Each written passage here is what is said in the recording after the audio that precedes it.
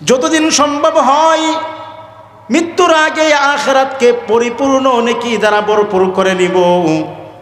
সব সময় এই কথাটা চিন্তা করব, আমার যে আজকের দিনটা আমার জীবন থেকে চলে গেল, আমি কি আজকে আখিরাতের পরকালীন জীবনের কাজ করতে পেরেছি কি পারি নাই, এই কথাটা সব সময় চিন্তা করব। আমি যে পথে চলছি ওই পথটা কি আমার আখিরাতের পথ, আমার জান্নাতি পথ নাকি জাহান্নামী পথ, এই কথাটা চিন্তা রাখবো। মুমিন মুসলমান এইভাবে চলবো। যত আমল করা দরকার, যত নেক কাজ করা দরকার দুনিয়াতেই আমরা করে নেই।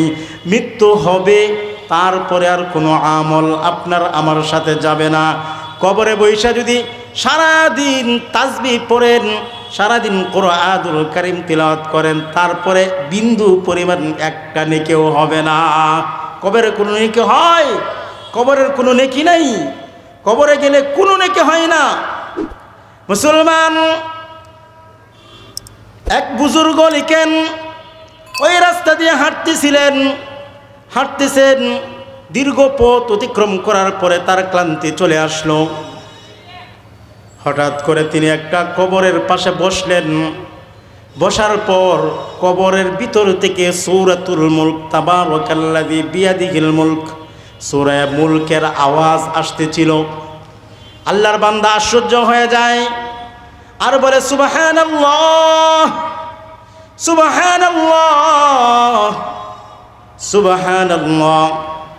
কবর থেকে একটা আওয়াজ আসলো, আল্লাহর বান্দা তুমি সুবহানাল্লাহ কেন বললা? আরে সুবহানাল্লাহ বলবো না, তোমার কবরের ভিতর থেকে কোরআনুল কারীমের তিলাওয়াতের আওয়াজ আসছে। আশ্চর্যের বিষয়, তুমি কবরের ভিতরে সূরা মুলক তিলাওয়াত করতেছো, কোরআনুল কারীম পড়তেছো। আশ্চর্যের বিষয়, আশ্চর্য হয়ে আমি সুবহানাল্লাহ বললাম। তখন কবরওয়ালা বলল, ভাই তুমি সুবহানাল্লাহ বলেছ আশ্চর্য হয়ে একবার, আর আমার কবরের মধ্যে আমি অনেক দিন যাবৎ কোরআনুল কারীম তিলাওয়াত করতেছি, বিন্দু পরিমাণ একটা নেকিও আমার আমল নামায় আসে নাই। দয়া করে তোমার সুবহানাল্লাহর আমলটা আমাকে দিয়া দাও, এটাই হবে আমার জন্য কল্যাণ। ও মুমিন মুসলমান, বিশ্বনবী বলেন, ইযা মাতাল ইনসান, মানুষ যখন মৃত্যুবরণ করে, ইনকাতা আনহু আমালুহু, তার সকল আমলের দরজা বন্ধ হয়ে যায়। মানুষের নাকের ডগায় যখন আপনার প্রাণ পাখি চলে আসে, প্রাণটা চলে আসে, সাখরাত যখন থেকে শুরু হয় তখন থেকে তার কোনো আমল আর আল্লাহ পাকের দরবারে কবুল হয় না। সকল আমলের দরজাগুলো বন্ধ হয়ে যায়। ও মুসলমান, মানুষের সাখরাত শুরু হওয়ার সাথে সাথেই তার সকল আমলের দরজাগুলো বন্ধ হয়ে যায়। একমাত্র তিনটি আমল, এই আমলগুলো যদি দুনিয়ার মানুষ করে যেতে পারে তাহলে অবশ্যই তার এই আমলের দরজাগুলো বন্ধ হয় না। সে দুনিয়া থেকে বিদায় নিয়ে যাবে, কবর দেশে যাবে, কবরের মধ্যে শুয়ে থাকবে, আর আমলগুলো তার কবরের মধ্যে অটোমেটিক পৌঁছতেই থাকবে। তিনটা আমল, কয়টি আমল? তিনটা কাজ যদি কেউ করে একদম মৃত্যুর আগ পর্যন্ত, কিয়ামতের আগ পর্যন্ত তার আমল নামায় ওই সবগুলো পেতেই থাকবে, সবগুলো যেতেই থাকবে। আল্লাহর রাসূল বলেন, তিন আমলের এক আমল সদকাতুন জারিয়া, সদকায়ে জারিয়া যদি কোনো বান্দা দুনিয়ার বুকে করে, যতদিন পর্যন্ত ওই কাজটা থাকবে ততদিন পর্যন্ত তার আমল নামায় সব পৌঁছতে থাকবে, চাই সে জীবিত হোক চাই সে মৃত হোক। সদকায়ে জারিয়া উন্নয়নমূলক কাজ, সমাজের উন্নয়নমূলক কাজ করবে বা অন্যান্য দান সদকা করবে, এটা হলো সদকায়ে জারিয়া। দ্বিতীয় নাম্বার, আল্লাহর রাসূল বলেন, আও ওয়ালাদিন সালিহিন ইয়াদউ লাহু, যদি কোনো মুসলমান নেককার দিনদার সন্তান দুনিয়াতে রেখে যেতে পারে, নেককার দিনদার সন্তান রেখে যায়, ওই নেককার দিনদার সন্তানের বিনিময়ে আল্লাহ পাক কিয়ামতের দিবস পর্যন্ত তার আমলনামায় সওয়াব রাখবেন। সুবহানাল্লাহ বলেন। এই সন্তান যতবার ইবাদত বন্দেগী করবে, যত বেশি ভালো কাজ করবে, প্রত্যেকটা ভালো কাজের একটা অংশ তার মা বাবার কবরে পৌঁছবে। সুবহানাল্লাহ বলেন। মা বাবার কবরে পৌঁছবে। সুতরাং নেককার সন্তান রেখে যাওয়া উচিত। আমার সন্তানটা কেমন হলো সন্তান? আমার সন্তানকে নামাজি বানাতে হবে, আমার সন্তানকে কোরআনুল কারীম তিলাওয়াত করনেওয়ালা সন্তান বানাতে হবে, আমার সন্তানটাকে দিনদার মুত্তাকি আল্লাহওয়ালা বানিয়ে যেতে হবে। যদি আমি এই কাজগুলো করে সন্তানগুলোকে এরকম সন্তান, আদর্শ সন্তান বানিয়ে রেখে যেতে পারি, তাহলে অবশ্যই কবরে শোয়ার পরে আমি আরাম পাবো, আমি নেকি পাবো। শাইখুল হাদিস জাকারিয়া রহমাতুল্লাহি আলাইহি বলেন, আল্লাহর ওলি রাস্তা দিয়ে সারা রাত্র হাঁটতেছিলেন। ফজরের আগ মুহূর্তে আল্লাহর ওলি একটা কবরের পার্শ্ব গিয়ে একটা বড় গাছের দিকে হেলান দিয়ে বসে রইলেন, বিশ্রাম করতেছিলেন। এই বিশ্রামের মধ্যে তার ঘুম চলে আসে। আল্লাহর ওলি ঘুমের মধ্যে স্বপ্ন দেখে যে কবর সবগুলো ফেটে গেল। একটা কবর, সবগুলো কবর ফেটে যাওয়ার পর মানুষগুলো জুরি ছিলেন তো জুরি, এরকম জুরি নিয়ে বের হয়ে গেল। বিরাট বড় এক মাঠ, ওই মাঠের মধ্যে তারা কি জানি টুকায়া টুকায়া আবার জুরির মধ্যে রাখে। একজন মহিলাকে দেখতে পেল, ওই মহিলা কবরের মধ্যে সিংহাসনের মধ্যে বসে আছে, চেয়ারের মধ্যে বসে আছে। ওই মহিলা কিছু টুকায় না। আল্লাহর ওলি বলেন যে আমি জিজ্ঞাসা করলাম, মহিলাকে জিজ্ঞাসা করলাম, মা গো, এই মানুষগুলোর কবর ফেটে গেল, সবাই জুরি নিয়ে বের হয়ে চলে গেল, তুমি এখানে বসে রইছো, তারা কি টুকাইতেছে আর তুমি এখানে বসে রইছে কেন?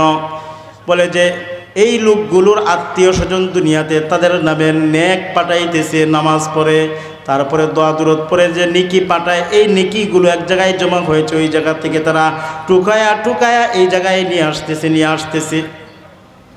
আল্লাহর ওলি বলেন, মা তোমার কি এরকম দরকার নাই? তোমার কি নেকির প্রয়োজন নাই? তখন ওই মহিলাটা ডাক দিয়ে বলে, না, আমার এরকম টুকাই নেকি দরকার নাই, বরঞ্চ আমি যখন দুনিয়া থেকে বিদায় নিয়ে চলে আসছিলাম, একটা নেককার দিনদার কোরআনুল কারীম পড়নেওয়ালা ছেলেকে আমি রেখে আসছিলাম। আমার ছেলে প্রতিদিন সকালবেলা সূরাতুল ফাতিহা পড়ে, কুল হুয়াল্লাহু সূরা পড়ে, তারপরে কোরআনুল কারীম পড়ে। সারাদিন পড়া এইগুলো করার পর যা নেকি হয়, সন্ধ্যাবেলা বলে, আল্লাহ সারাদিন যতগুলো নেকি হলো, এই প্রত্যেকটা নেকি আমার আম্মার কবর মুবারকে পৌঁছায় দিও। ওই যে আমার ছেলে সারাদিন কোরআনুল কারীম তিলাওয়াত করে, তিলাওয়াত করার সবটুকু আমার রুহে পৌঁছায়, এগুলোই আমার জন্য যথেষ্ট।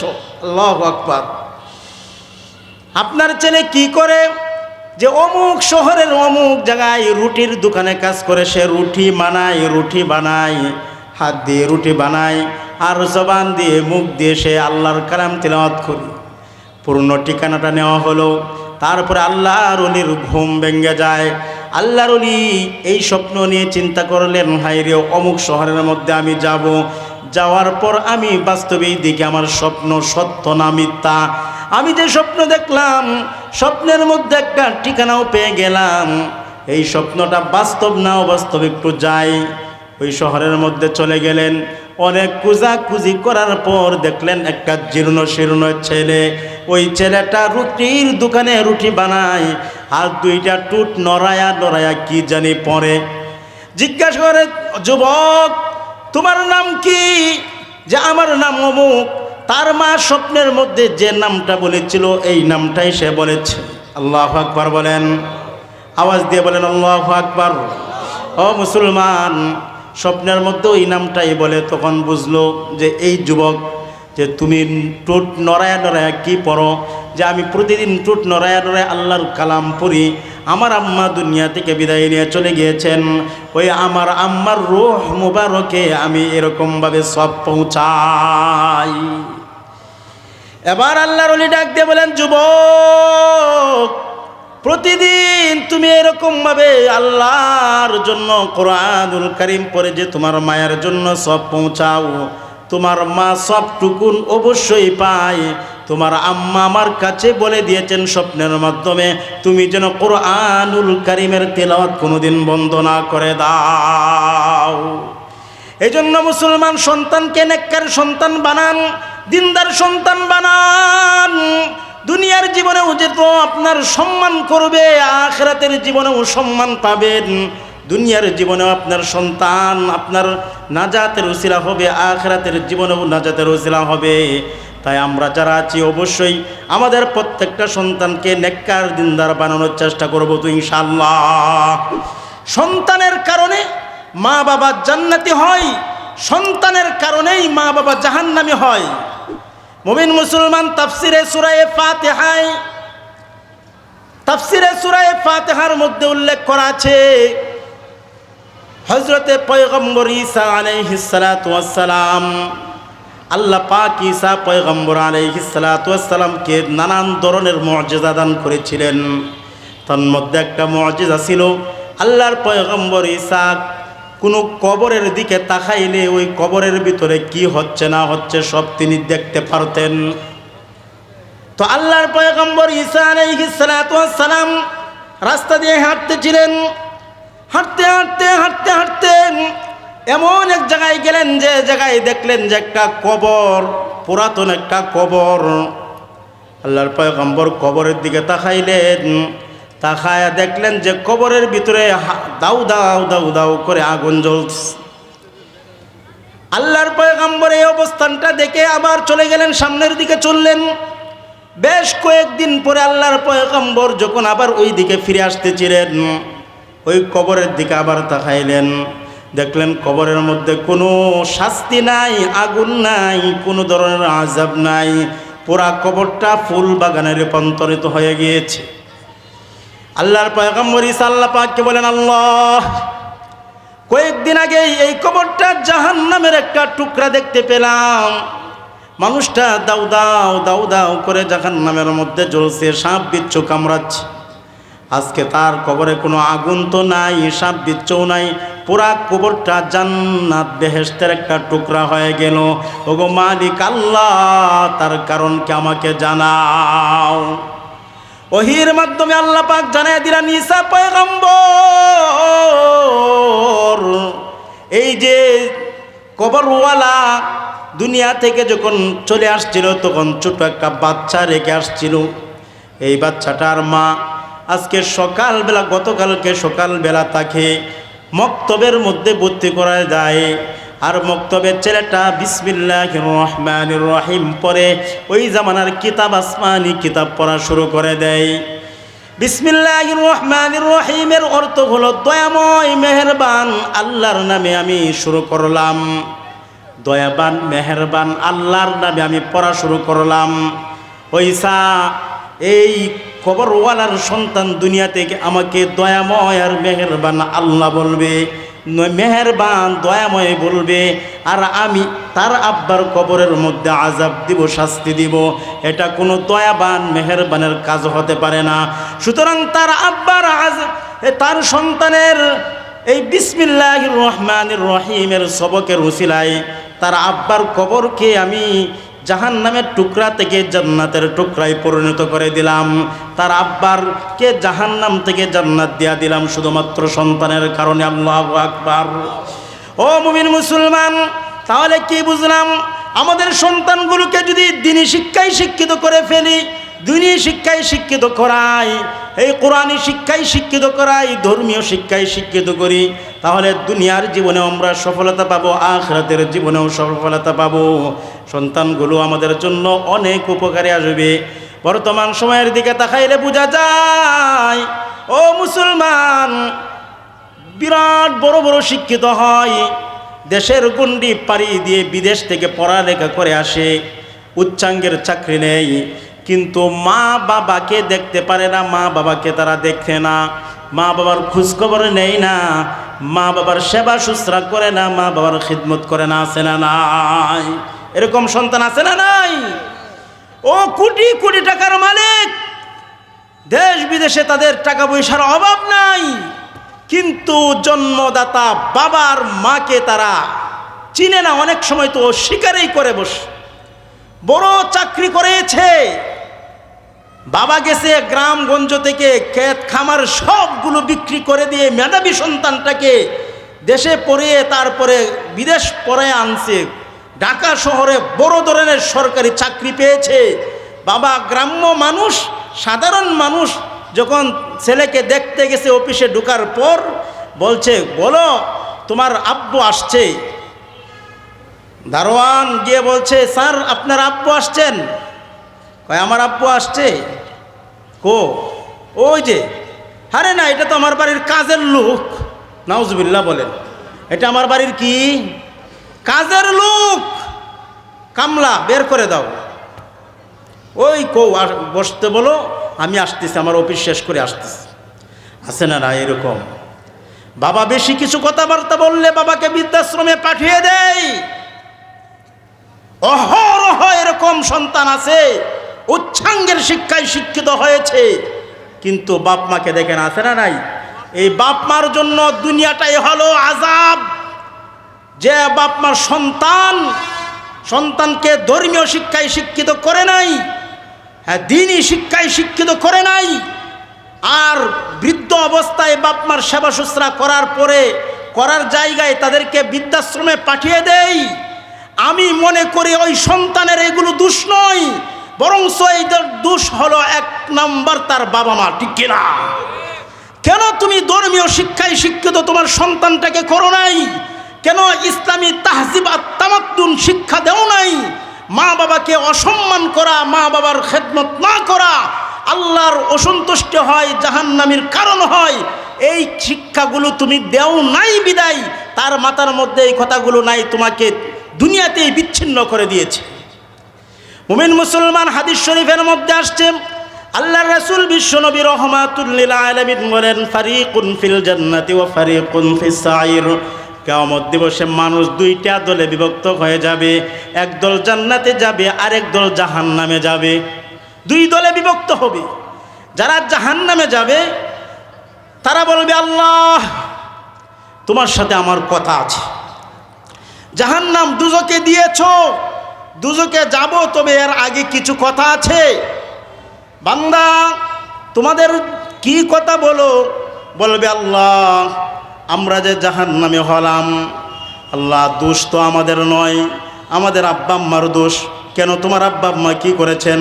যে আমার আব্বা আম্মা আমরা যখন ছোট ছিলাম, নাবালেগ ছিলাম, বাচ্চা ছিলাম, একেবারে পিচ্চি ছিলাম, ভালো মন্দ কিছু বুঝতাম না, তখন আমাদের আব্বা আম্মা আমাদেরকে ধর্মীয় শিক্ষায় শিক্ষিত না করে, কোরআনী শিক্ষায় শিক্ষিত না করে, তারপরে জেনারেল শিক্ষায় পড়িয়েছে, স্কুল কলেজ কিন্ডারগার্টেন এগুলোর মধ্যে পড়িয়েছে, যে জায়গায় আরবি নাই, ধর্ম নাই, দিন নাই, শিক্ষা নাই, কিচ্ছু নাই।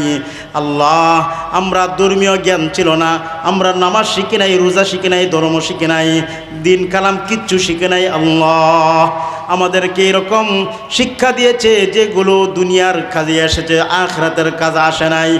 আল্লাহ আমাদের মা বাবা আমাদেরকে যেভাবে গঠন করিয়েছিলেন, যেরকম শিক্ষায় শিক্ষিত করে আমাদেরকে উঠিয়েছিলেন, আমরা এভাবেই দুনিয়ার জীবনটাকে কাটিয়েছিলাম। আল্লাহ আমাদের আব্বা আম্মা যদি নামাজ রোজা দিন ধর্ম শিক্ষা দিতেন, আমরা ওইভাবেই চলতাম। আল্লাহ আজকে আমার আব্বা আম্মা কেন দুনিয়ার জীবনে ধর্মীয় শিক্ষায় শিক্ষিত করে নাই, নামাজ শিক্ষা দেয় নাই, দিন শিক্ষা দেয় নাই, জাগতিক শিক্ষা দিয়েছে। আল্লাহ আমাদেরকে যদি ধর্মীয় শিক্ষায় শিক্ষিত করতো, আল্লাহ আজকে আমরা এই পথে আসতাম না। সুতরাং আজকে আমাদের আম্মা আব্বাকে জাহান্নামের মধ্যে নিক্ষেপ করো, তাদের গাড়ে পাড়া দিয়ে আল্লাহ, তারপরে আমরা জাহান্নামে যাব। রব্বানা আতিহিম যুইফাইনি মিনাল আযাব ওয়ালআনহুম লা'নান কাবীরা। আতিহিম যুইফাইনি মিনাল আযাব। ও মুসলমান, উলামায়ে ইকরাম যারা আছেন তারা তো জানেন যুইফুন শব্দের অর্থ ডাবল, যুইফুন শব্দের অর্থ হলো ডাবল। আল্লাহ বলেন যুইফাইন মানে দুই ডাবল, দুই ডাবল আরও দুই ডাবল মানে 4 ডাবল শাস্তি দাও আমাদেরকে। যদি আল্লাহ তুমি একবার শাস্তি দাও, আমার আব্বা আম্মাকে তুমি 4 বার শাস্তি দাও। আমাদেরকে যদি জাহান্নামে 100 বছর জ্বলা লাগে, 100 বছর শাস্তি ভোগ করা লাগে, আমার আব্বা আম্মাকে তুমি 400 বছর শাস্তি দাও। ওই সন্তানের কথা আল্লাহ কবুল করে। দুনিয়াতে যে সকল মা বাবা শুধুমাত্র দিনেই শিক্ষা দেয় নাই, দুনিয়ায় শিক্ষা দিয়েছে, দুনিয়ায় শিক্ষা দিয়েছে, ওই সকল মা বাবার বিরুদ্ধে তার সন্তান আল্লাহর দরবারে নালিশ করবে। মুসলমান, ধরে খেয়ে যেতে হবে। তুমি বিরাট বড় টাকার মালিক হতে পারো, কোটি কোটি টাকার মালিক হতে পারো, তুমি এমপি হতে পারো, মন্ত্রী হতে পারো, তোমার সন্তানটাকে মাদ্রাসায় শিক্ষায় শিক্ষিত করো না, ধর্মীয় শিক্ষায় শিক্ষিত করো না, ঠিক, তুমি জেনে রাখো তোমার এই সন্তান আল্লাহর দরবারে অবশ্যই তোমার বিরুদ্ধে সাক্ষ্য দিবেই দিবে। বাস্তবতা তো আমাদের সামনে, কিছুক্ষণ আগেই বললাম, সন্তান যত উচ্চ শিক্ষায় শিক্ষিত হয়, দুনিয়ার জীবনেই যদি মা বাবাকে না দেখে, মা বাবাকে বৃদ্ধাশ্রমে ফেলে দেয়, মা বাবার পরিচয় দিশে সে লজ্জাবোধ করে, তা আখেরাতের জীবনে যখন তার উপর শাস্তি প্রয়োগ হবে, তখন অটোমেটিক মা বাবাকে ভুলে তো যাবেই, উল্টা দিকে মা বাবার জন্য শাস্তি দাবি করবে। নাউজুবিল্লাহ বলেন মুমিন মুসলমান। তাই আমরা সকলেই আমাদের সন্তানগুলোকে কমপক্ষে হলেও কোরআনটা মাদ্রাসায় পড়াবো। যদি মাদ্রাসায় পড়াইতে নাই পারি একান্ত, কমপক্ষে একজন হাফেজ সাহেব গড়ে রেখে, একজন আলেম ইমাম মুয়াজ্জিন রেখে হলেও আমার সন্তানটাকে প্রাইভেট পড়াইয়া হলেও কোরআন শিক্ষায় শিক্ষিত করব। পারবো না ইনশাআল্লাহ? কোরআনই শিক্ষায় শিক্ষিত করব। তারপরে মোটামুটি মাসআলা মাসাইলগুলো আমরা শিখাবো। সন্তান যদি কোরআনই শিক্ষায় শিক্ষিত হয়, নামাজ ধর্ম দিন ধর্ম শিখে তারপরে এই অনুযায়ী দুনিয়ার জীবনটা শেষ করতে পারে, ওই সন্তান যখন আখিরাতে মৃত্যুর পরে যখন আল্লাহ পাক বলবেন, যাও তুমি আমার জান্নাতে যাও, দুনিয়ার জীবনে ভালো কাজগুলো করেছো, নেক করেছো, দিনদার ধর্মের উপর চলেছো, তুমি আজকে আমার জান্নাতে প্রবেশ করো। সন্তানগুলো বলবে, আল্লাহ তোমার জান্নাতে যাব না, আল্লাহ তোমার জান্নাতে যাব না, আল্লাহ তোমার জান্নাতে যাব না। আল্লাহ পাকের পক্ষ থেকে বলা হবে, বান্দা দুনিয়ার সকল মানুষগুলো জান্নাতে যাইতে পাগল, তোমাদের জন্য জান্নাত বরাদ্দ করে দিলাম, তারপরেও কেন যাইবা না? ও মুসলমান, তখন এই মানুষগুলো সন্তানগুলো বলবে, আল্লাহ দুনিয়াতে আমরা ছোট ছিলাম, ভালোও বুঝতাম না মন্দও বুঝতাম না, আমার আব্বা আমার আম্মা আমার অভিভাবক যারা ছিলেন তারা ভালো বুঝে আমাদেরকে ধর্ম শিক্ষায় শিক্ষিত করেছেন, কোরআন শিক্ষায় শিক্ষিত করেছেন, তারপরে হাফেজ আলেম মুফতি মুহাদ্দিস বানিয়েছেন, আল্লাহ তাবলিগে পাঠিয়েছেন, নামাজ শিক্ষা দিয়েছেন, তাদের উসিলায় আমরা নামাজ শিখেছি, ধর্ম শিখেছি, দিনের উপরে চলেছি, হালাল হারাম মেনে চলেছি, এই জন্য আজকে জান্নাত পেলাম। আল্লাহ ওই যে আমার আব্বা আমার আম্মা মূর্খ ছিলেন, ভালো কাজ করতে পারেন নাই, তাদের ঠিকানা জাহান্নামে হয়ে গিয়েছে, দুজকে তারা চলে যাচ্ছে। আল্লাহ আমি আমার আব্বা আম্মার কে ছেড়ে যাদের উসিলায় জান্নাত পেলাম, আল্লাহ তাদেরকে ছেড়ে আমি আজকে তোমার জান্নাতে প্রবেশ করব না। আল্লাহ পাক বলবেন, আমি যার জন্য একবার জান্নাতের ফয়সালা করে দিই, তাকে দ্বিতীয়বার আমার জাহান্নামের মধ্যে প্রবেশ করাই না। বান্দা তোর আব্বা আম্মাকে নিয়ে তুই জান্নাতে প্রবেশ কর। আল্লাহু আকবার বলেন। আব্বা আম্মাকে নিয়ে জান্নাতে প্রবেশ করো। সন্তান আব্বা আম্মাকে নিয়ে জান্নাতে যাবে, তারপরে বলবে, আল্লাহ ওই যে আমার দাদা দাদি নানা নানি স্নেহ মায়া মমতা করে আমাকে আদর স্নেহ করে মাদ্রাসায় নিয়ে যাইতেন আসতেন, আমাদেরকে পড়িয়েছিলেন, সে আমার দাদা দাদি আজকে জাহান্নামের দিকে যাচ্ছে, আল্লাহ তাদেরকে ছাড়া আমি তোমার জান্নাতে প্রবেশ করব না। তখন আল্লাহ পাক বলবেন, তাদেরকে নিয়ে জান্নাতে প্রবেশ কর। তারপরে বলবে, আল্লাহ আমি দরিদ্র ছিলাম, অসহায় ছিলাম, গরিব ছিলাম, আমার আব্বা আম্মা অসহায় গরিব ছিলেন, মাদ্রাসায় পড়িয়েছেন, কোরআন পড়িয়েছিলেন ঠিকই, কিন্তু আর্থিকভাবে টাকা পয়সা আমার আব্বা আম্মার ছিল না। অমুক এলাকায় থেকে অমুক মানুষের গরু থেকে খেয়ে তারপরে আমি কোরআন হাদিস পড়েছি, আল্লাহ তার ঘরে খেয়ে আমি জীবনযাপন করেছি, আল্লাহ তার টাকা নিয়ে তার টাকা দিয়ে আমি পড়ালেখা করেছি। আল্লাহ ওই বান্দাটা নামাজ পড়ে নাই, আল্লাহ ওই বান্দা জাহান্নামের জন্য ফয়সালা হয়ে গেল। আল্লাহ আমি তার উসিলায় তার ঘরের টাকা নিয়ে তার টাকা নিয়ে পরে বড় হয়েছে, আলেম হয়েছি, আজকে তারা জাহান্নামের দিকে যাবে আর আমি জান্নাতে গিয়ে বসে থাকবো, এটা হতে পারে না। সুতরাং আল্লাহ ওই যে যাদের টাকা নিয়ে লুজিং মাস্টার নিয়েছিল তাদেরকে ছাড়া আমি তোমার জান্নাতে প্রবেশ করব না। আল্লাহ বলবেন যাও তাদের কেউ নিয়ে চলে যাও। সুবহানাল্লাহ। এরকমভাবে 10 জন মানুষ, কয়জন? সর্বনিম্ন 10 জন মানুষকে আল্লাহ পাকের হাবিব বলেন তারা জান্নাতে নিয়ে যাবে। ক্বালা নবী সাল্লাল্লাহু আলাইহি ওয়াসাল্লাম মান ক্বারাআল কুরআনা ফাস্তাযহারাহু ফাআহাল্লা হালালাহু ওয়া হাররামা হারামাহু ওয়া আদখালাহু আল্লাহুল জান্নাহ ওয়া শাফাআহু ফি আশরাতিন কুল্লুহুম ক্বাদ ওয়াজাবাত লাহুন নার আও কামা ক্বালা নবী সাল্লাল্লাহু আলাইহি ওয়াসাল্লাম।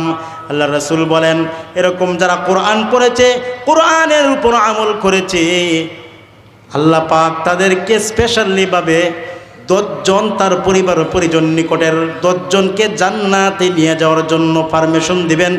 যারা নাকি জাহান্নামী হয়ে গিয়েছে, জাহান্নামী 10 জনকে জান্নাতে নিতে পারবেন। আল্লাহু আকবার বলেন। তাইলে সন্তানের কারণেই মানুষ জান্নাতি হয়, আবার সন্তানের কারণেই মানুষ জাহান্নামী হয়। সন্তানের কারণেই মানুষ জান্নাতি হয়, সন্তানের কারণেই মানুষ কি হয়? জাহান্নামী হয়। এই জন্য মুসলমান চেষ্টা করব আমাদের সন্তানগুলোকে আমরা ধর্মীয় শিক্ষায় শিক্ষিত করানোর জন্য, আমাদের সন্তানগুলোকে দ্বীনি শিক্ষায় শিক্ষিত করানোর জন্য। যদি সম্ভব হয় আলেম বানাবেন, সম্ভব হয় নাই কোরআন, শুধুমাত্র কোরআন শিক্ষা দেন। আর আমাদের কৌমিয়া মাদ্রাসায় কমপক্ষে 7ম শ্রেণী পর্যন্ত পড়ান। নাহবিমির পর্যন্ত পড়লে একটা ছেলে বা মেয়ে সে তালিমুল ইসলাম নামক একটা কিতাব আছে, ওই কিতাবটা পড়বে। মিজানে উঠে মালাবুদ্দা নামক একটা কিতাব আছে, এই কিতাবটা পড়বে। ফিকহুল মুয়াসসার একটা কিতাব আছে, এটা পড়বে।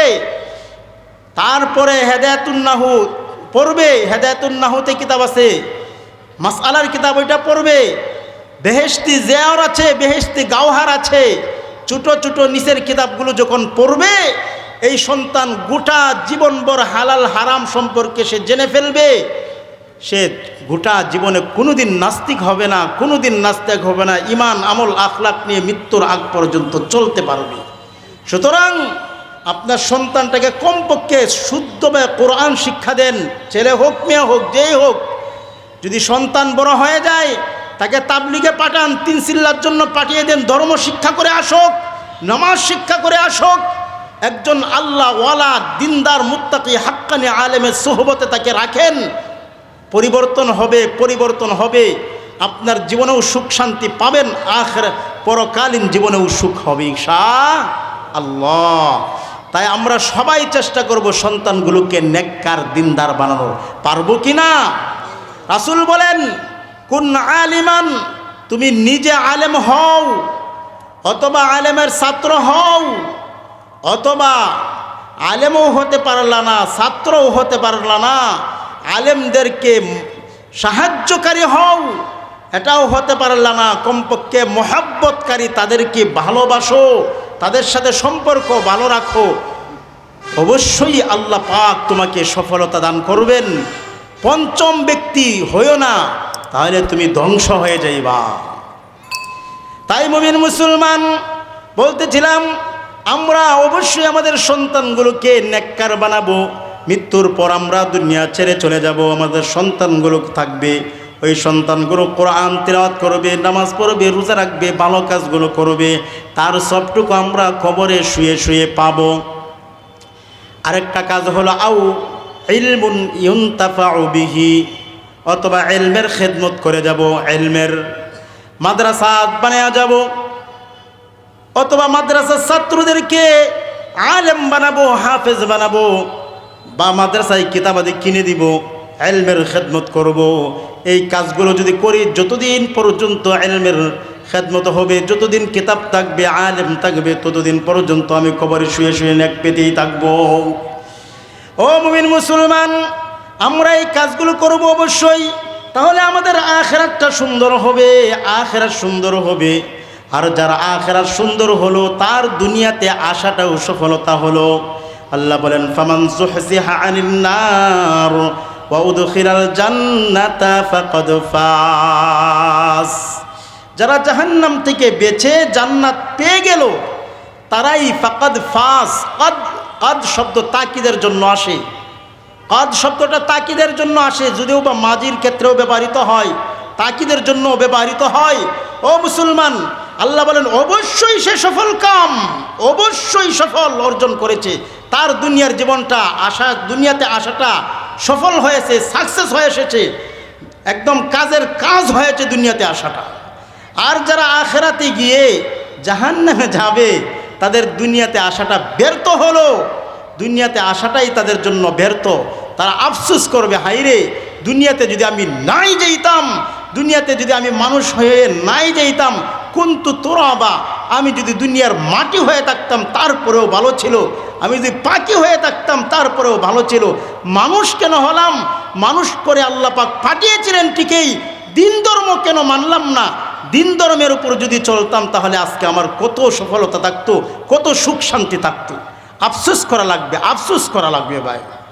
হাদিস শরীফের মধ্যে আসছে, আল্লাহ রাসূল বলেন আফসোস করতে করতে মানুষ এরকম আঙ্গুল কামড়াতে থাকবে, আঙ্গুল কামড়াতে কামড়াতে একদম আঙ্গুল খেয়ে ফেলবে, কানতে কানতে তারপর রক্ত অশ্রু প্রবাহিত হবে, রক্তও শেষ হয়ে যাবে এক সময়, কিন্তু তার আফসোস আর শেষ হবে না, তার কান্নার শেষ হবে না। আল্লাহ বলবেন খুযূহু ফাগুল্লু সুম্মাল জাহিমা সাল্লু সুম্মা ফি সিলসিলাতিন যারউহা ৭০ যিরাআন ফাসলুকু। আল্লাহ বলেন বান্দা তুমি এখন কান্দো, এখন আফসোস করো, এখন আফসোস করার টাইম নাই, সময় নাই।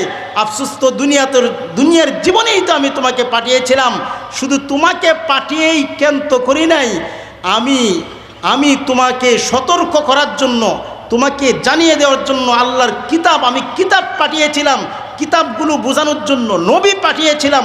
নবীদের অবর্তনে উলামা ইকরামরা ছিল, তারাও এই কথাগুলো বারবার তাদের জবান থেকে তোমরা শুনেছো, তারা বারবার সতর্ক করেছে, বারবার বলেছে ওই আখিরাতের কাজ করো, পরকালীন জীবনের কাজ করো, পরকালীন জীবনের কাজ করো, দুনিয়ার জীবনের সাথে সাথে আখিরাতকে তোমরা ভুলে যেও না।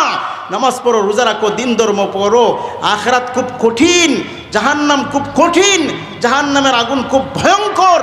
এই কথাগুলো বারবার উলামা ইকরামরা বিভিন্ন জায়গায় মাহফিলে মিম্বারে বসে বসে তারা বলতেন, কিন্তু তোমরা তখন এটাকে মিথ্যা বলতা, মিথ্যা মনে করতা, হুজুররা এমনি বলে।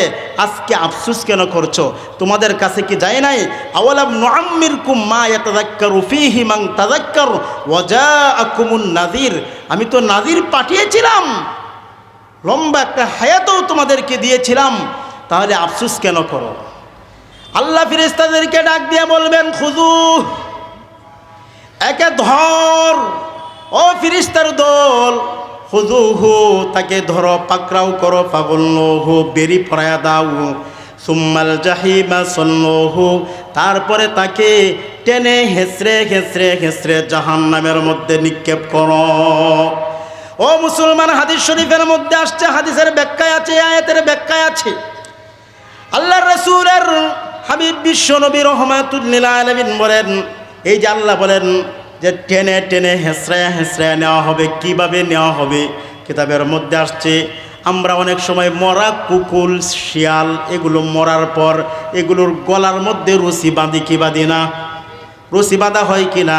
ওই রশি বেঁধে তারপরে রাস্তা দিয়ে এরকম টেনে টেনে টেনে টেনে নর্দমা দুর্গন্ধময় স্থানের মধ্যে, ময়লা আবর্জন স্থানের মধ্যে নিক্ষেপ করে দেই। ঠিক সেই রকমভাবে দুনিয়ার জীবনে যারা আল্লাহকে ভুলে রয়েছে, আল্লাহর হুকুম আহকামগুলো পালন করে নাই, তাদের গলার মধ্যে বেরি পরানো হবে, তারপরে ধাক্কা দিয়ে ফেলে দিয়ে উপর করে টেনে টেনে আল্লাহর ফেরেশতারা জাহান্নামের মধ্যে নিক্ষেপ করবে। ও মুমিন মুসলমান, এই জাহান্নামে এক একজন মানুষ এরকম সাধারণ ছোট থাকবে না। আল্লাহর রাসূল বলেন এক একটা মানুষ হবে দানব আকৃতির, বিশাল, এক কাঁধ থেকে আরেক কাঁধ পর্যন্ত 450 মাইল লম্বা হবে, শরীরের চামড়াগুলো হবে 42 গজ, মানে 82-84 হাত মোটা হবে, এক একটা দাঁত হবে উহুদ পাহাড়ের ন্যায় বড়।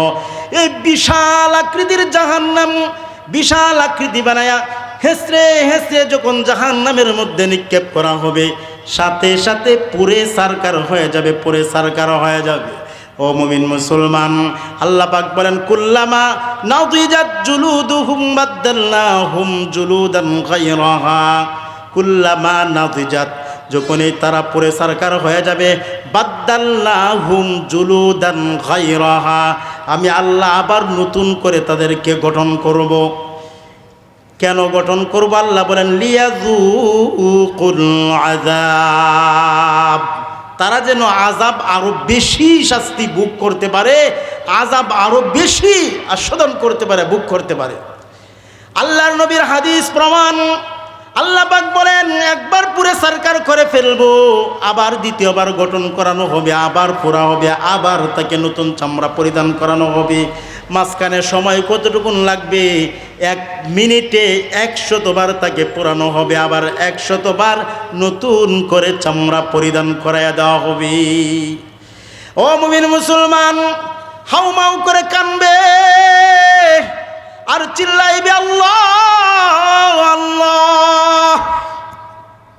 জাহান্নামের আগুন সহ্য হয় না, চিল্লাইবে আল্লাহ আল্লাহ আল্লাহ।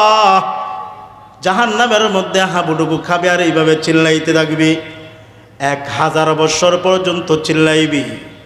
ওয়ানাদাউ ইয়া মালিকু লিয়াকযি আলাইনা রাব্বুকা, এই আয়াতের ব্যাখ্যা আপনারা পড়বেন। 1000 বছর পর্যন্ত চিল্লাইবি। 1000 বছর পরে আল্লাহর পক্ষ থেকে ফেরেশতাকে, জাহান্নামের ফেরেশতাকে বলা হবে আমার বান্দাটা কি বলে একটু শোনো। তখন বলবে কি, আল্লাহকে কেন ডাকো, আল্লাহকে জাহান্নামের ভিতরে কেন ডাকতেছো? তখন বলবে যে আমাদের পিপাসা হয়েছে, পিপাসা হয়েছে, আমাদেরকে একটু পানির ব্যবস্থা করে দাও।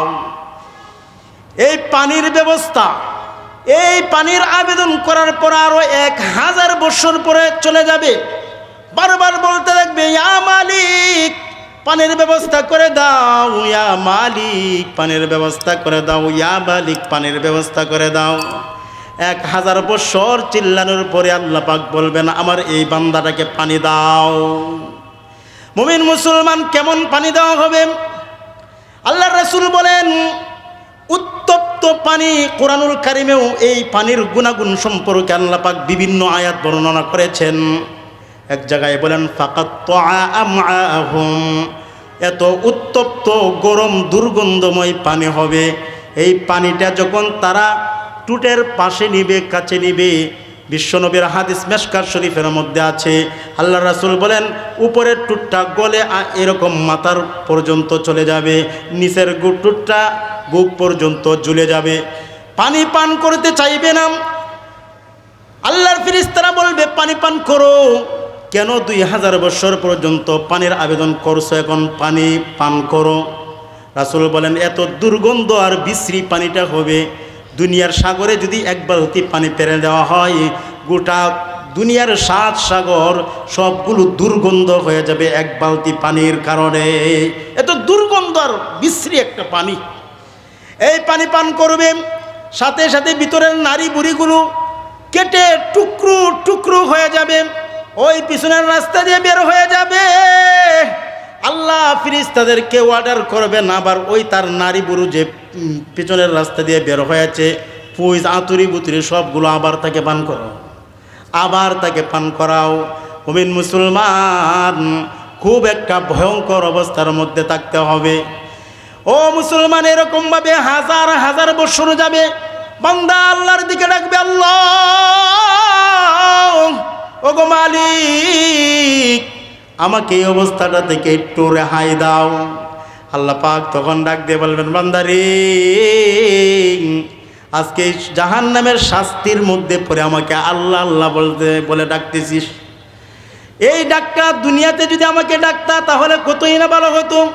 দুনিয়ার জীবনে আমাকে একেবারেই তুমি ভুলে গিয়েছিলা, দুনিয়ার জীবনে আমাকে একেবারেই ভুলে গিয়েছিলা, শাস্তি ভোগ করতেছো। 1000 বছর তোমার চলে গেল, তোমার শাস্তি ভোগ করতেছো, নানান ধরনের শাস্তি। বান্দা তুই কি আমার কাছে কিছু চাইবি নাকি? তখন বান্দারা বলবে আল্লাহ তোমার কাছে কিচ্ছু চাই না, আল্লাহ আমি নামে মাত্র তো মুসলমান ছিলাম, তোমাকে বিশ্বাস করতাম। আল্লাহ তুমি আমাকে এই জাহান্নামের কিনারা থেকে একটু দূরে রাখো, কমপক্ষে জাহান্নামের কিনারায় পারের মধ্যে আমাকে রেখে দাও। আল্লাহ বলবেন আমি যদি তোকে পারের মধ্যে রেখে দিই তাহলে আর দ্বিতীয় কোনো আবদার করবি না তো?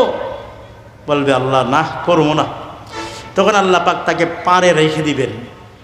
মুসলমান পারে রেখে দিবেন। পারে রেখে দেওয়ার পর বান্দা আবার বলবে আল্লাহ আর একটু দূরে রাখো, সহ্য হচ্ছে না, আরও একটু দূরে রাখবেন। আল্লাহ পাকের কাছে আবার আবেদন জানাবে, আল্লাহ ওই যে দেখা যায় জান্নাত দেখা যায়, জান্নাতের দরজার কাছে একটু রাইখে দাও না। জান্নাতের দরজার কাছে যাওয়া হবে, রাখা হবে।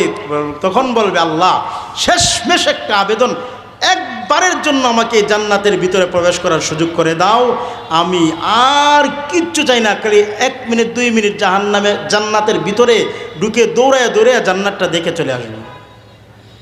মুমিন মুসলমান আল্লাহ পাক অনুমতি দিবেন, বান্দা জান্নাতের ভিতরে প্রবেশ করে দৌড়াইতে থাকবে, দৌড়াইতে থাকবে। এক পর্যায়ে আল্লাহর কাছে বলবে আল্লাহ দুনিয়ার জীবনে নাফরমানি করেছি, তোমার হুকুম আহকাম পালন করি নাই, আল্লাহ নামাজ পড়ি নাই, রোজা রাখি নাই, দিন ধর্ম পালন করি নাই। আল্লাহ আজকে জাহান্নামের হাজার হাজার বছর জাহান্নামে পুরাইছি। আল্লাহ আজকে তোমার দয়ায় আর মায়ায় আমি তোমার জান্নাতে প্রবেশ করেছি। আল্লাহ একটু বসার জায়গা দিবানি, আল্লাহ একটু বসার জায়গা দাও।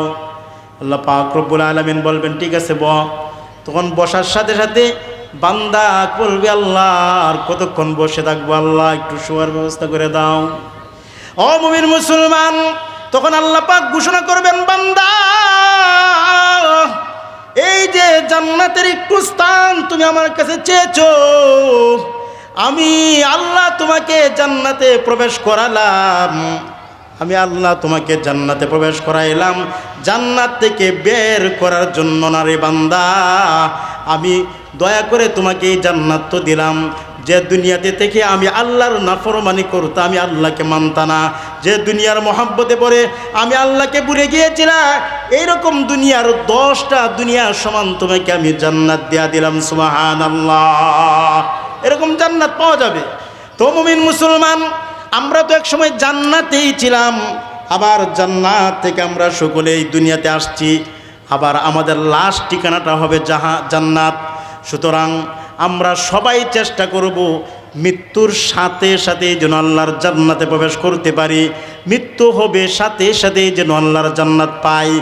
জান্নাত মুসলমান মানে জান্নাত পাবে, তবে কেউ হাজার হাজার লক্ষ লক্ষ বছর জাহান্নামে শাস্তি ভোগ করার পরে জান্নাত পাবে, আর কেউ ডাইরেক্ট আল্লাহর জান্নাতে পৌঁছে যাবে।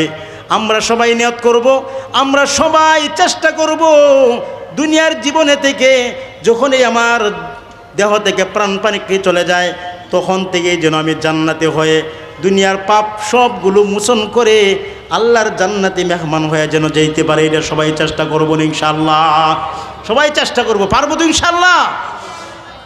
আমরা আখিরাতে পরকালীন জীবনে কবরে গিয়ে জাহান্নামটা ভোগ করার পরে জান্নাত চাই না, বরংস একেবারে দুনিয়া থেকে যখন বিদায় নিব তখন থেকেই যেন আমরা জান্নাতি হয়ে যাইতে পারি।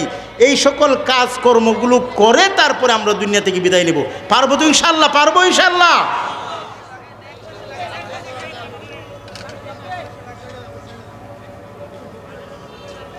তাইলে এখন তো এশার আজান হয়ে যাচ্ছে, আমরা এশার নামাজ পড়ি, আর আমরা আমাদের সকলের সন্তানগুলোকে নেককার দিনদার বানাই।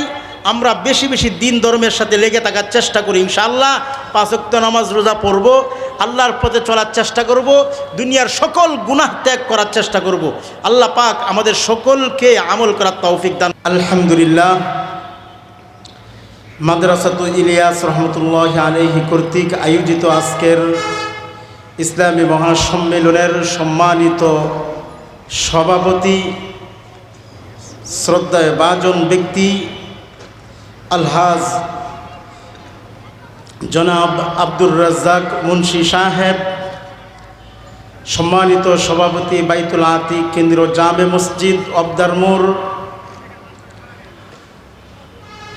আজকের মাহফিলের সম্মানিত প্রধান বক্তা মুশতাকুন নবী কাসিমি দামাত বরকাতুহুম, মুফতি আনিসুর রহমান আশরাফি সাহেব সহ আমন্ত্রিত উলামা একরাম সকলেই উপস্থিত হয়ে গিয়েছেন। আলহামদুলিল্লাহ। মুশতাকুন নবী কাসিমি এবং মুফতি আনিসুর রহমান আশরাফি সাহেব তারা ফজরের সময় চলে আসছেন। তো আলহামদুলিল্লাহ এশার পর থেকেই তারা আলোচনা রাখবেন। ইনশাআল্লাহ আমরা ধৈর্য সহকারে তাদের আলোচনা শুনব। উপস্থিত আছেন ধর্মপ্রাণ মুসলমান ভাই বন্ধুগণ, পর্দার আড়ালে আছেন মা ও বোনেরা। মহান রব্বে কারিমের দরবারে কালিমাতুশ শুকরিয়া আদায় করি যে রব্বে কারিম আপনাকে আমাকে অত্যন্ত দয়া করে মায়া করে এই মাদ্রাসাতু ইলিয়াসের মাহফিলে অংশগ্রহণ করার তৌফিক দান করেছেন। তাই অন্তরের অন্তঃস্থল থেকে কালিমাতুশ শুকরিয়া আদায় করি আলহামদুলিল্লাহ। সম্মানিত মুসল্লিয়ান ইকরাম, মহান রব্বে কারিমের দরবারে আমরা আবারও বলি আলহামদুলিল্লাহ। মাহফিল এই জায়গায় প্রতিদিন হয় না, আজকে হচ্ছে, আগামীকালকেও হবে না, গতকালকেও ছিল না। যারা মাহফিলে আসবে বসবে, আল্লাহ পাক সুবহানাহু ওয়া তাআলা তাদেরকে মহব্বত করবেন, তাদেরকে ভালোবাসবেন, তাদের জিন্দিগির গুনাহ খাতাগুলো মাফ করে দিবেন, তাদের জিন্দিগির সকল খারাপি দূর করে দিয়ে সগীরা গুনাহগুলো মাফ করে দিয়ে ওই স্থানগুলোতে আল্লাহ পাক নেকি দ্বারা ভরপুর করে দিবেন। মাহফিলে যারা আসবে বসবে তাদের উপর আল্লাহ পাক সকিনা নামক রহমত নাজিল করবেন, ফিরিস্তারা তাদেরকে বেষ্টন করে ফেলবে। আল্লাহ পাক তাদেরকে নিয়ে আরশে আজিমের ফিরিস্তাদের সাথে আলোচনা করবেন। তাই আমরা যারা নিয়ত করেছি মাহফিলে আসার, দ্রুত সময় আমরা প্যান্ডেলের ভিতরে এসে বসব। অন্যান্য দিনের মতো আজকেও কাজকর্মে লিপ্ত থাকব না, সকলেই অংশগ্রহণ করার চেষ্টা করব ইনশাল্লাহ। ব্যবসা বাণিজ্য সারা বছরই হয়। এশার পর থেকে কমপক্ষে এশার পর থেকে 2-2.5 ঘন্টা 3 ঘন্টা সময় যতক্ষণ মাহফিল থাকে ততক্ষণ পর্যন্ত আমার ব্যবসা বাণিজ্যগুলো বন্ধ করে দিয়ে হলেও আমরা যেন এই প্যান্ডেলে এসে উলামা ইকরামদের কথাগুলো শুনি। দুনিয়ার ব্যবসা যতদিন আমার হায়াত আছে ততদিন পর্যন্ত দুনিয়ার ব্যবসা বাণিজ্য কাজে আসবে, কিন্তু এই মাহফিলের প্যান্ডেলের ভিতরে বসে যে নেকি আমি অর্জন করব, এই নেকিটি আমার দুনিয়ার জীবনেও সফলতা আনবে, পরকালীন জীবনেও আমার জন্য সফলতার কারণ হয়ে দাঁড়াবে। দুনিয়ার জিন্দেগি অতি সংক্ষিপ্ত জীবন, দুনিয়ার জীবন অতি সংক্ষিপ্ত জীবন, আর আখিরাতের জীবনের শুরু আছে তো শেষ নাই। তাই ওই পরকালীন জীবনে ব্যবসা নাই, পরকালীন জীবনে ক্ষেত খামার নাই, চাকরি বাকরি কিচ্ছু নাই। তার ক্ষেত হলো দুনিয়া। ওই দুনিয়াতে যে যত বেশি আল্লাহ পাকের সাথে সম্পর্ক করে যেতে পারবে সেই তত বেশি আখিরাতে সুখ শান্তির জীবনযাপন করতে পারবে। তাই আমাদের লক্ষ্য আর উদ্দেশ্য, আমরা যে যাই করি না কেন, একমাত্র লক্ষ্য আর উদ্দেশ্য হওয়া এটাই উচিত যে আমাদের আখিরাত সুন্দর করা লাগবে। আখিরাত সুন্দর করব কিভাবে?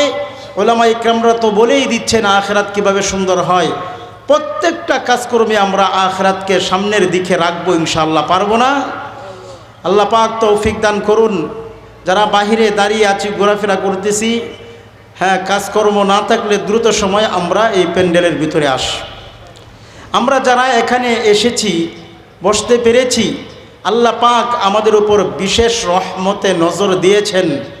আল্লাহ পাকের খাস রহমত আমাদের উপর হয়েছে বিদায় আমরা এখানে আসতে পেরেছি, অন্যথায় সম্ভব ছিল না।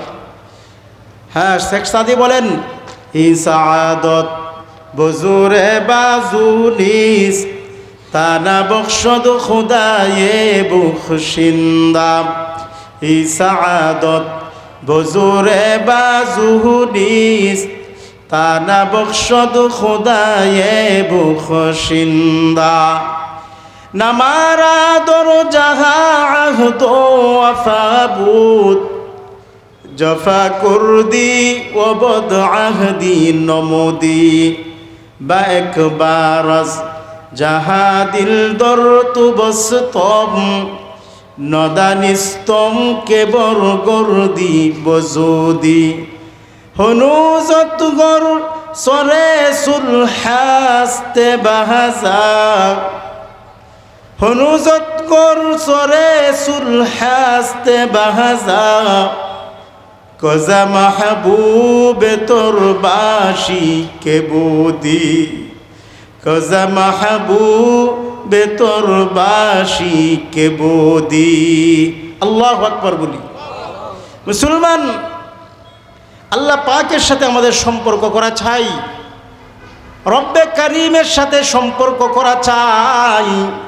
রব্বে কারীমের সাথে সম্পর্ক, আমাদের সামনে দুনিয়াও আছে, আমাদের সামনে আখিরাতও আছে। আমরা জানি দুনিয়াতে লিপ্ত হয়ে গেলে, আখিরাতকে ভুলে গেলে শয়তান খুশি হয়, জাহান্নামের দিকে আমাদের যেতে হবে। আর যদি দুনিয়ায় থেকে আল্লাহকে সন্তুষ্ট করতে পারি, আল্লাহর হুকুম আহকাম মতো চলতে পারি, তাহলে আল্লাহ পাকও সন্তুষ্ট হন, আখিরাত পরকালীন জীবনেও আমার সুখ শান্তি হবে, ঠিক কিনা?